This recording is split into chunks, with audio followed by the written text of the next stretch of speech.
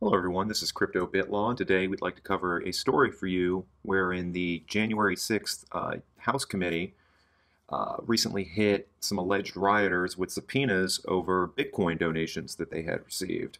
But before we continue, I'd like to remind you, if you guys like this content, please hit the like button, subscribe to our channel, and follow us on Twitter. Our handle is @CryptoBitLaw. So as we can see here, this headline, the January 6th U.S. committee hits rioters with subpoena over Bitcoin donations.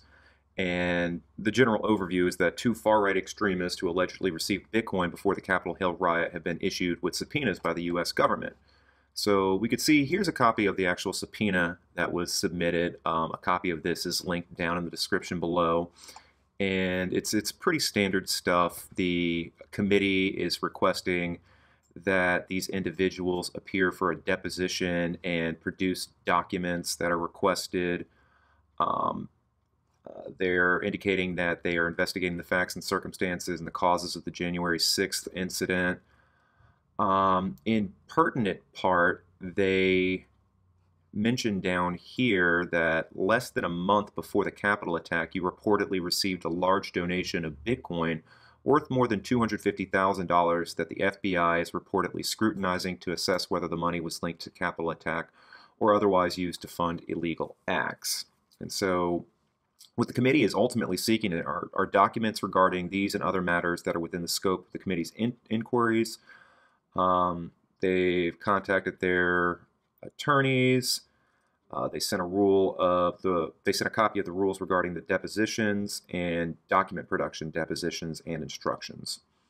So, continuing, we'll go back to the article. It states, the United States Senate Select Committee on January 6, 2021 Capitol Hill riot subpoenaed Nick Fuentes and Patrick Casey, two far-right extremists who reportedly received Bitcoin from a French donor before the riot. Fuentes and Casey are far-right extremists who were both present at Capitol Hill on January 6, 2021. On December 8, 2020, a now deceased French donor donated $500,000 to 22 separate wallets affiliated with far-right extremists, including Fuentes and Casey. The donor stated, quote, "I care about what happens after my death," in a suicide note dated December 9th of 2020. "That's why I decided to leave my modest wealth to certain causes and people." It also notes, as we just saw, that the subpoena letter makes explicit reference to the donation. And then it also quotes that statement from the subpoena about how the committee has noticed that the FBI is investigating the $250,000 donation of the Bitcoin to those individuals. And it also continues that according to Chainalysis, a report, other recipients of Bitcoin included anti-immigration organization VDARE and far-right streamer Ethan Ralph. It continues, these two subpoenas are just the latest when it comes to the far-right's increasing reliance on Bitcoin as a means of fundraising. In September, Andrew Anglin, the founder of the neo-Nazi website The Daily Stormer, was found to have received about $5 million worth of Bitcoin since January of 2017. There's a quote from another far-right activist that states that we've had some cancel culture challenges in setting up traditional financing, so I've designed a new innovative solution that uses Bitcoin for fundraising, he said last month. So I guess that part, it kind of strikes at the whole libertarian ethos behind Bitcoin and cryptocurrencies, how it's a decentralized platform, an immutable ledger that is pretty much free from outside influence or restriction. If you can access the blockchain, then you can send funds to anyone without outside counterparty risk actually preventing you from making that transaction. We've seen before with these types of fringe groups, companies like PayPal or Visa, they will shut down their merchant accounts and prohibit them from engaging in sending or receiving transactions to fund their causes or their organizations.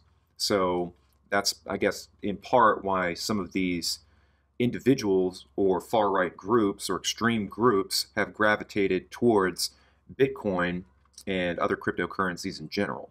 So continuing on, here's a copy of the Chainalysis report. that's entitled Alt-Right Groups and Personalities Involved in the January 2021 Capitol Riot Received Over $500,000 in Bitcoin from a French donor 1 month prior. It continues on. It states that we now have evidence that many alt-right groups and personalities, including Fuentes, who was mentioned earlier, that was named in that subpoena, have received large Bitcoin donations in a single transaction that occurred a month before the riot on December 8th. We also have gathered evidence that strongly suggests that the donor was a now deceased computer programmer based in France. It continues and states that on December 8th, 2020, a donor sent 28.15 Bitcoin worth approximately $522,000 at the time of the transfer to 22 separate addresses in a single transaction. Many of those addresses belong to far-right activists and internet personalities. And they also included this interesting graph or diagram of how the transactions, that one transaction played out and how it was distributed. So we can take a look over here. Here's a larger version. It came from a French exchange, and then it went to this wallet that they labeled the Extremist Legacy Wallet. And then from there, it went to the Extremist Donor Wallet, and then out to all of the different individuals. And we could see down in here, there's Ethan Ralph, there's that VDARE organization that was mentioned earlier. Gab.com got one, BitChute got one, BitChute.com. They host alternative video. It's kind of like a YouTube, but they don't really censor or take down videos, even some of the more extremist content. Nick Fuentes got one, Torrent Bot, the Daily Stormer, some unknown donation address at a UK exchange. So these are the unknown recipients right over here. But this is a pretty interesting graphic. It's going to be linked down in the description below if you want to check it out. They say Nick Fuentes received 13.5 Bitcoin, worth approximately $250,000 at the time of the transfer, making him by far the biggest beneficiary of the donation. However, several others received significant funds as well, including anti-immigration organization VDARE, alt-right streamer Ethan Ralph, and several addresses whose owners are as yet unidentified. It continues and explores the identity of who this donor actually is, and it states, the extremist donor funded his donation wallet with cryptocurrency from a French exchange, which he moved to the donation wallet via an intermediary wallet we've labeled Extremist Legacy Wallet. And here's a blow-up visual of that chart we just kind of went over. And it states, the Extremist Legacy Wallet first became active in 2013, suggesting that the extremist donor is a relatively early adopter of Bitcoin, whose holdings have grown in value significantly.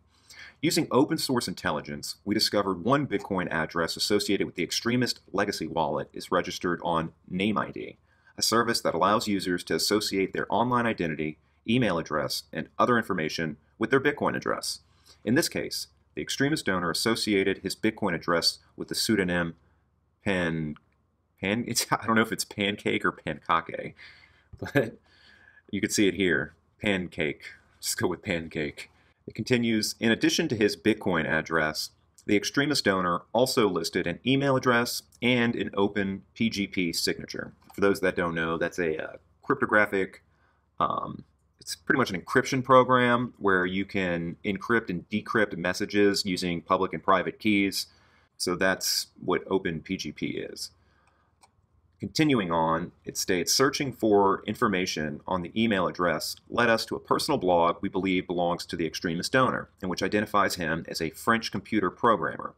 The blog had been inactive since 2014 until a new post was published on December 9th of 2020, the day after the donations were made. Shockingly, the post appears to be a suicide note, and you can read it in the screenshot below. So we turn over here. Here is a copy of the, I guess, self-proclaimed suicide note. This is also going to be linked down in the description below. I'll take for you some notable excerpts, I guess, that were noted, and they've been highlighted. He proclaims, this is why I've decided to leave my modest wealth to certain people and causes. I can't avoid noticing the decline of Western civilization. It took me some time to accept it. Maybe more than my own fate, I won't try to convince anyone here or digress on Desmond, Building 7, or wooden doors. Now, Building 7, that's interesting for those of you that aren't aware, I guess that is a breadcrumb back to the whole September 11th thing and the fact that Building 7 was the forgotten building that kind of fell down without anything hitting it. So I guess this guy's on the up and up of his September 11th history. What I see here is almost a worldwide Weimar Republic and the existence of evil.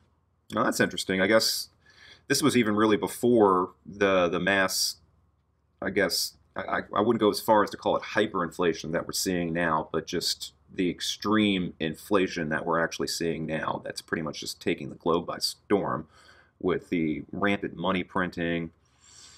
So he continues, still the enemy is within. It's the constant self-flagellation, the self-loathing, the rejection of our ancestors and our heritage. As for myself, while I'm going to do something that might evoke it, I completely reject this way of thinking.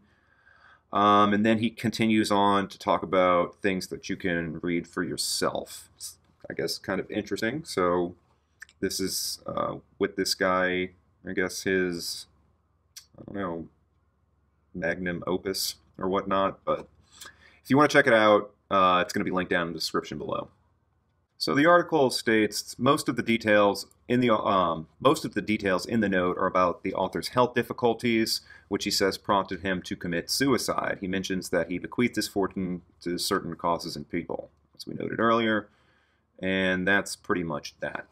So of course the previous article didn't go into detail about who this person was, so like any diligent internet sleuth or attorney, I decided to dig for myself. So a simple internet search query of the keywords that we figured out in the last post, pancake or pankkake, whatever it is, and Namecoin yields some interesting results. One of them, who is Pankkake, unmasking the real person behind the so on and so forth, and another one from Crypto Briefing that pretty much touches on the same thing. So let's dig down a little further and follow it down the rabbit hole and see what we pull up. Now, first and foremost, I think it's interesting to note that we could see here in this screenshot from the Chainalysis report that they were actually able to pull a Namecoin ID for that username, Pankkake, or I'll just call it Pankkake from now on. Okay.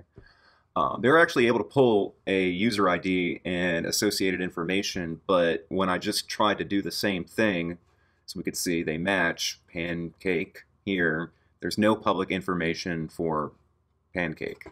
But here was a screenshot, so I don't know what happened with that. I don't know if it went down or if it got scrubbed. I guess it's just worthwhile to note that it no longer exists on the name ID. It's also worthwhile to note that there is a Bitbucket account that is linked to the same username, and we can see what's in it here.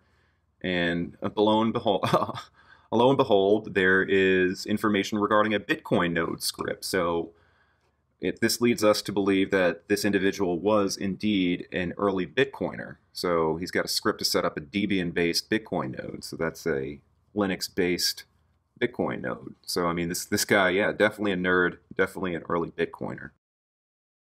As we also noted, there is a result from the bitcointalk.org forum that references that same username, Pankkake. So we can scroll back over here, and sure enough, that same username was active on the Bitcoin Talk forum. So we could just do a search here, and Pankkake, there it is. He was posting topics about threats to extort and blackmail BCT companies. I don't know if he meant Bitcoin companies by the user Pankkake. And so I guess they were, I don't know exactly what they were talking about. It seems interesting.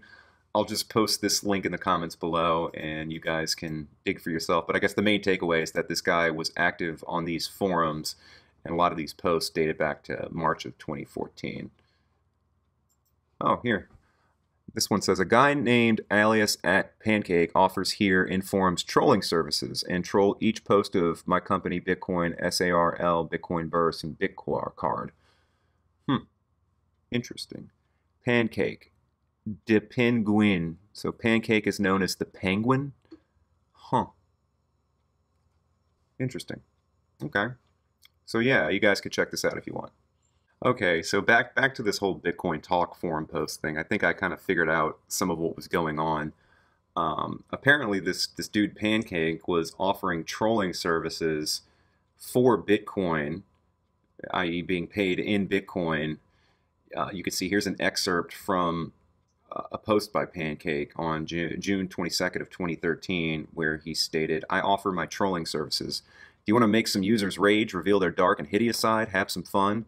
Do you have no time to reply, yet have a hard time resisting? Duty calls." Uh, he's pretty much selling rage post. Um, he's charging 0.005 Bitcoin per post. In other words, one Bitcoin gives you 200 posts. His skills. I don't know. I don't even know if this was a trolling post within itself, but you guys could check this out. This is on the first page of that forum post that I linked in the description below. So digging deeper down into who this Pancake individual really was, we could see this article, which is cited in the description below. It states, mainstream media has portrayed him as a dangerous extremist, conspiracy theories, and white supremacist, but beyond these labels, who really is Pancake? Pankkake is a pseudonym used by Laurent Bachelard, a programmer based from Paris, France. In his personal blog and websites where he participated, he also goes by the name of Code Penguin. He explained in his blog that the Code Penguin was a pun from Code Monkeys. He said that unlike Code Monkey, which is a demeaning term, Code Penguins is different because penguins are way cooler than monkeys. Sounds like a typical nerd. According to his archive LinkedIn profile, he studied computer engineering at University Paul Sabatier from 2004 to 2006 and advanced mathematics and computer science from 2006 to 2007. So here is a photograph of him, Laurent Bachelard. And here we can also see a copy of the archived LinkedIn profile, which is now defunct, but thanks to the Wayback Machine, we can still see a copy of it. It's also linked down in the description below. And yes, we can see he was very into web development and programming and such.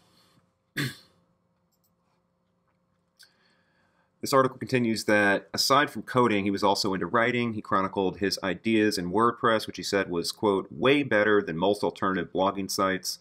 His blog revolved around software and technology. His blog had 73 articles from March 2009 to December 2020. The last article in his blog is Suicide Note, aptly entitled The End, which we saw earlier. He made sure that his goodbye could be widely read because he made two versions, French and English, and he saved it in text and ASC formats. And then in another article entitled Unmasking the Deceased Programmer Who Donated 28 Bitcoin to the Capitol Hill Rioters, this is from Coin Crypto Briefing, we could see that here is a pie chart breakdown of where these donations went. And this article states that Pankkake was often in contact with Monero creator Riccardo Spagni, aka Fluffy Pony, during that time. Their discussions focused on cryptocurrency and blogging, and Spagni informed Crypto Briefing that they never spoke in private. Spagni privately shared with the author his rating for Pankkake on Bitcoin Talk, where he called Pankkake, quote, the trolliest troll of Trollsville. Now that's some real internet-based stuff right there.